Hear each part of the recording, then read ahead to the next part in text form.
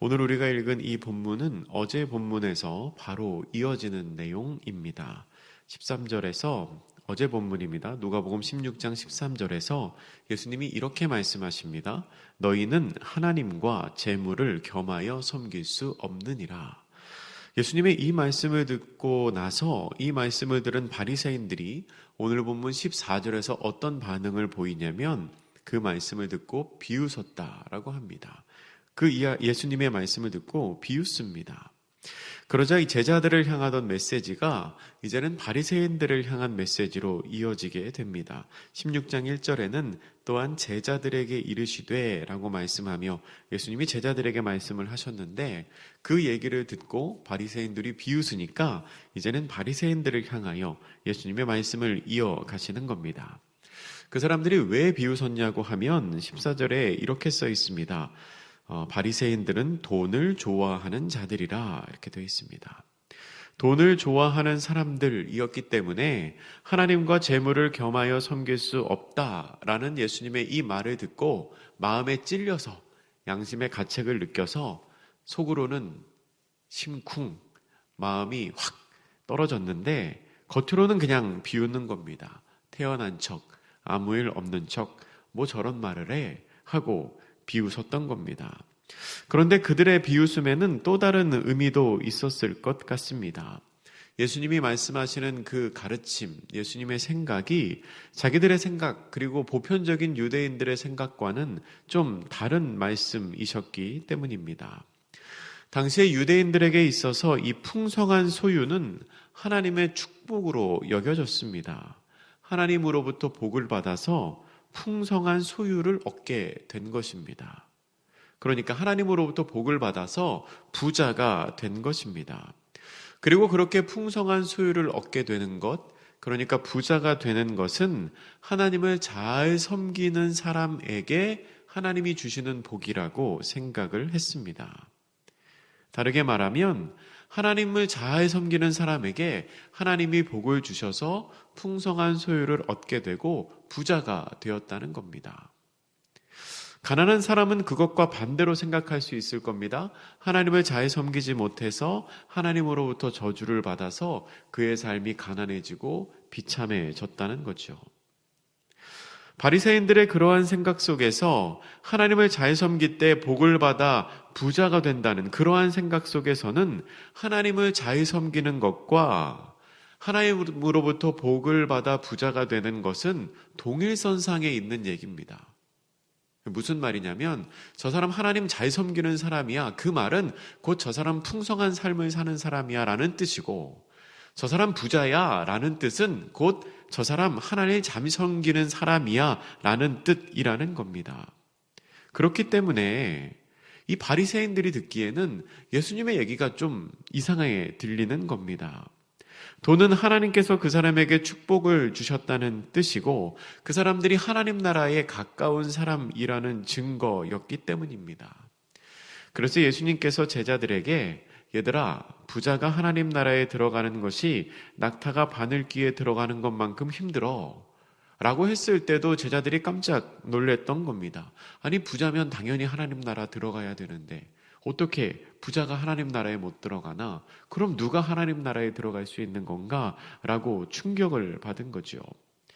여태껏 그렇게 알고 살아왔는데 예수님께서는 하나님과 재물을 겸하여 섬길 수가 없다고 하니까 이 바리새인들로서는 좀 황당하고 비웃음이 나올 수밖에 없는 겁니다. 그런 바리새인들의 반응에 대해서 예수님이 대답을 하십니다. 15절에서 이렇게 말씀하시는데요. 우리 15절 말씀 같이 읽어보겠습니다. 시작. 예수께서 이르시되 너희는 사람 앞에서 스스로 옳다 하는 자들이나 너희 마음을 하나님께서 아시나니 사람 중에 높임을 받는 그것은 하나님 앞에 미움을 받는 것이니라. 아멘. 바리새인들은 스스로 옳다고 생각했습니다. 그러나 하나님은 그들의 마음을 아십니다. 바리새인들이 무엇을 옳다고 생각했을까요? 아마 크게 두 가지였을 것 같습니다. 첫 번째는 재물에 관한 것입니다. 하나님과 재물을 겸하여 섬길 수 없다니 그게 무슨 말이냐? 재물은 하나님께서 주시는 복인데, 복은 많이 받으면 많이 받을수록 좋은 것인데 왜 하나님이 주시는 복을 받으면서 하나님을 섬길 수 없다고 말하는 것이냐라고 반문하는 거지요. 두 번째, 그들이 옳다고 생각한 것은 율법에 관한 생각이었을 겁니다. 하나님이 말씀하신 계명만 잘 지키면 되는 거 아니냐? 그렇다면 나만큼 계명을 잘 지키는 사람이 어디 있느냐? 나만큼 율법을 잘 지키는 사람이 어디 있느냐? 그러면 하나님께서 나를 제일 기뻐하실 것 아니냐라고 스스로 옳다고, 스스로 의롭게 생각을 했다는 겁니다. 그런데 예수님께서는 이어지는 말씀에서 그들의 그 옳다고 하는 생각을 하나하나 깨뜨리십니다. 재물은 많을수록 좋고 부자는 곧 복받은 사람이라는 생각을 오늘 본문 19절 이하에 나오는 부자와 나사로 이야기를 통해서 깨뜨리십니다.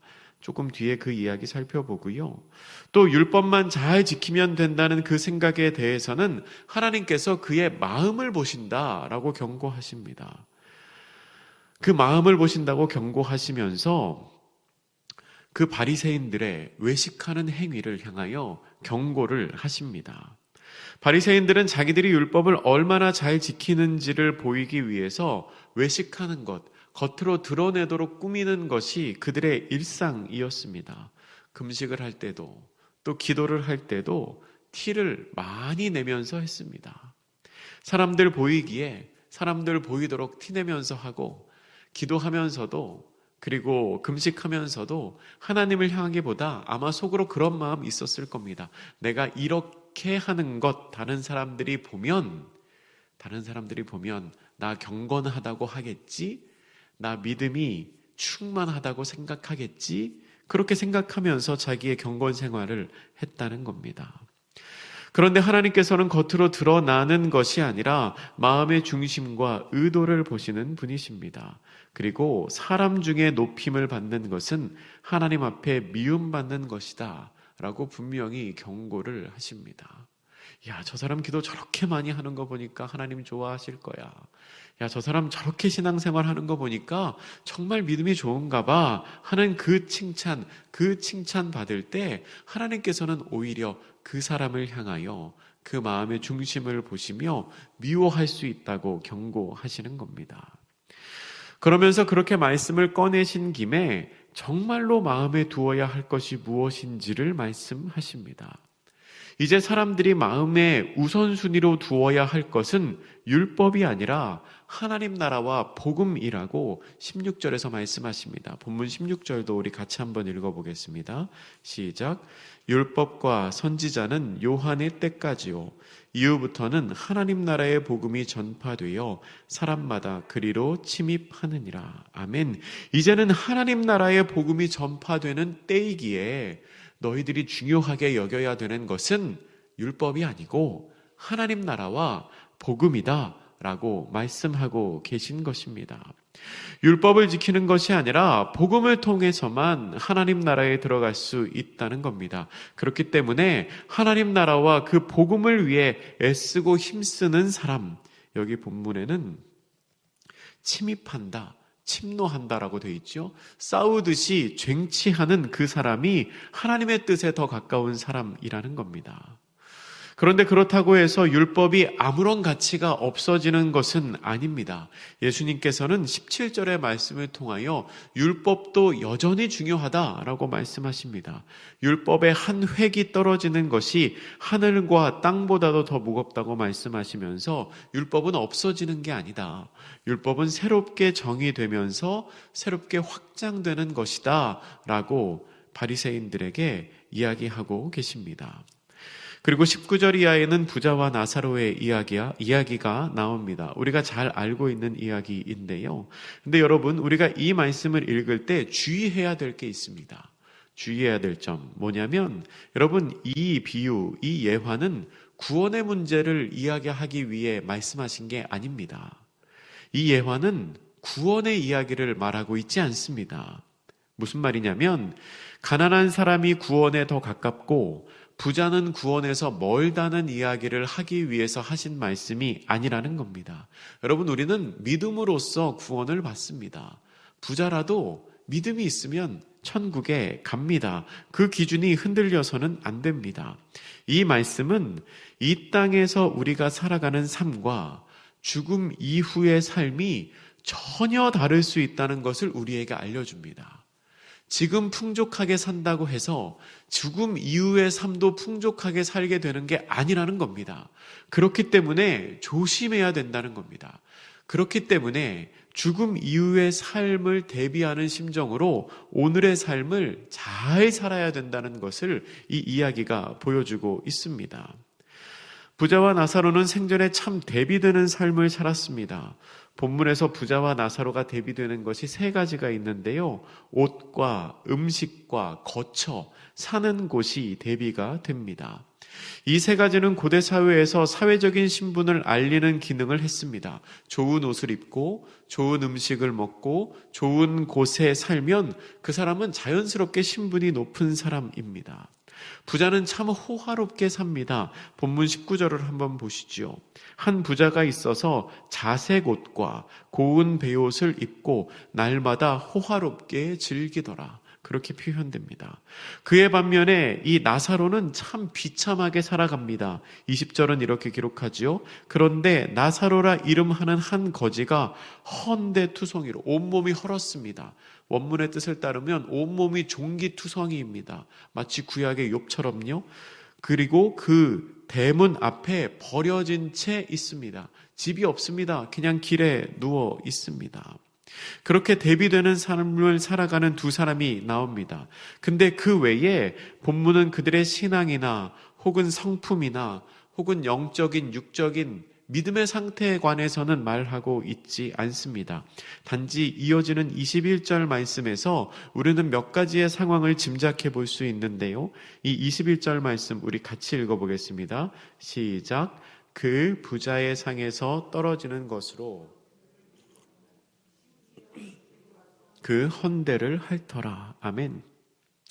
나사로는 개들이 와서 그의 상한 부위를 혀로 핥아도 쫓아내지 못할 정도로 쇠약해진 상태입니다.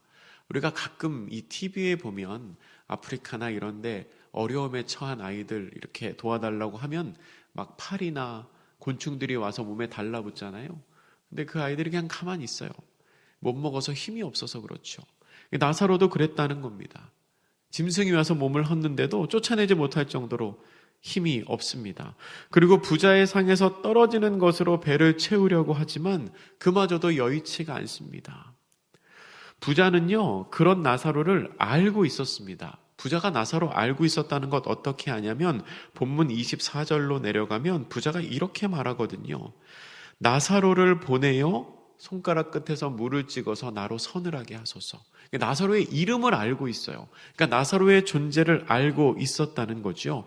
그런데 부자는 그 나사로를 알고 있으면서도 아무런 자비를 베풀지 않습니다. 나사로가 부자의 상에서 떨어지는 것을 먹기 위해 기다렸는데도 먹지 못했거든요. 근데 이 부자는 그 나사로를 알면서도 먹을 것을 나누어 주지 않았습니다. 여러분, 부자의 이러한 행태는 구약의 율법, 하나님의 가르침을 거스르는 것입니다. 구약의 신명기 말씀을 보면 너희 주변에 가난한 사람이 있게 해서는 안 된다고 가르치십니다. 우리 한번 찾아볼까요? 신명기 15장입니다. 구약 신명기 15장 7절부터 11절까지의 말씀인데요.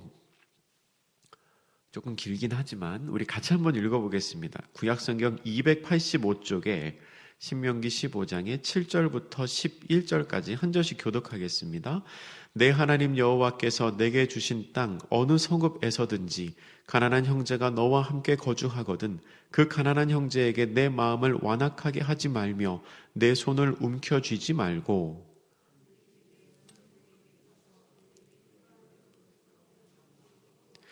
삼가 너는 마음에 악한 생각을 품지 말라. 곧 이르기를 일곱째 해 면제년이 가까이 왔다 하고 내 궁핍한 형제를 악한 눈으로 바라보며 아무것도 주지 아니하면 그가 너를 여호와께 호소하리니 그것이 내게 죄가 되리라.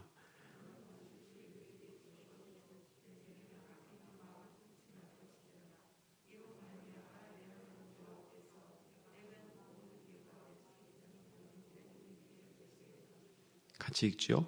땅에는 언제든지 가난한 자가 그치지 아니하겠으므로 내가 내게 명령하여 이르노니 너는 반드시 내 땅 안에 내 형제 중 곤란한 자와 궁핍한 자에게 내 손을 펼지니라. 아멘. 아멘. 하나님께서 이미 구약 성경에서 이렇게 말씀하셨습니다. 네 주변에 가난한 사람이 없게 하고 혹시 구워주라고 하거든 이렇게 구워주라고 말씀하고 계십니다. 그런데 부자는 그 나사로를 알고 있으면서도 구제하지 않은 겁니다.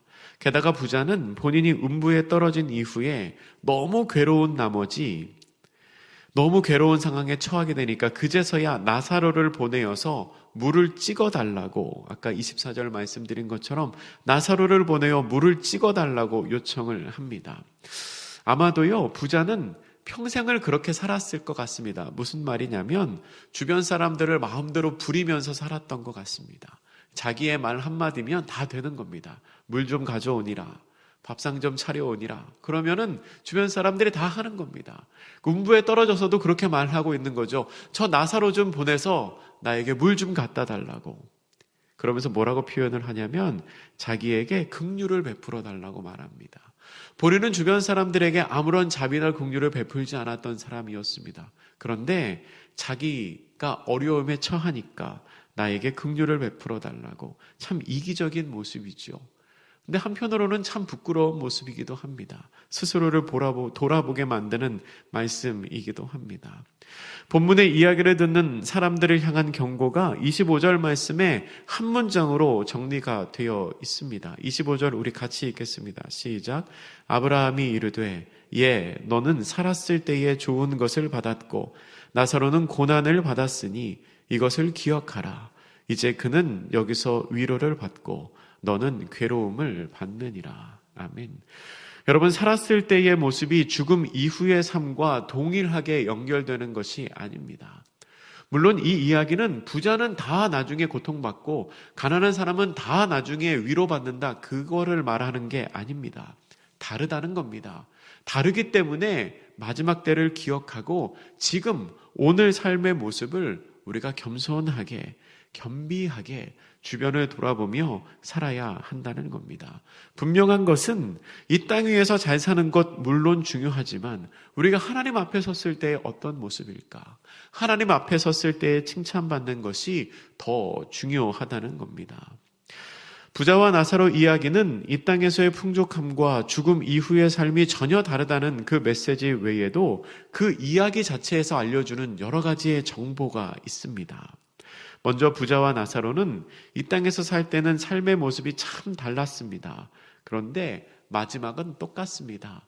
무엇이 똑같냐면 죽음이라는 똑같은 종말을 맞이합니다. 여러분, 사람은 누구나 동일한 죽음을 맞이합니다. 설사 그 죽음의 모습이 다를지라도 부자는 장례를 치렀고요, 나사로는 장례 치렀다는 기록도 없습니다. 죽음의 모습까지 다를지라도 그가 마지막에 죽음을 맞이한다는 것은 누구나 거스를 수 없는 똑같은 사실입니다. 그리고 이 이야기는 성경에서 아주 드물게 사후세계인 음부에 관한 이야기를 우리에게 들려주고 있습니다. 여러분, 음부는 실제적인 공간입니다. 사람이 그곳에서 거하며 말하고 생각하고 행동할 수 있는 공간으로 묘사되고 있습니다. 그리고 그곳은 말로 표현할 수 없는 고통이 있는 곳입니다. 그런데 그 고통을 아무 생각 없이 받는 게 아닙니다. 죽은 다음에 아무 생각 없이, 감각도 없이, 시간 개념도 없이 고통을 받는 게 아니고요, 고민하면서, 상상하면서, 후회하면서 그 고통을 받습니다. 부자의 모습을 보면 그렇죠. 그러니까 더 괴로운 겁니다. 음부에서 겪는 가장 큰 고통은 단절입니다. 음부는 천국과 단절된 곳입니다. 건너올 수 없다고 표현하죠. 그리고 세상과도 단절된 곳입니다. 그리고 더 무서운 것은 음부는 자비와 은혜와 긍휼이 차단된 곳입니다. 더 이상 아무런 긍휼이 없습니다. 더 이상 아무런 자비가 없는 차단된 공간으로 묘사가 됩니다. 음부에 있는 부자는 아브라함에게 대화를 신청합니다. 그 대화가 3번에 걸쳐서 이어지는데요. 첫 번째는 나사로를 통하여 긍휼을 베풀어 달라는 것이었습니다. 두 번째는 자기의 형제들이 음부에 오지 못하도록 나사로를 좀 보내달라는 것입니다. 그리고 세 번째는 그들의 형제들에게 실제적인 체험이 있을 수 있도록, 그러니까 죽은 자 중에서 그 사람들에게 가면 그 형제들이 깨달을 것이다 라고 부탁을 하죠. 그런데 아브라함은 이렇게 말합니다.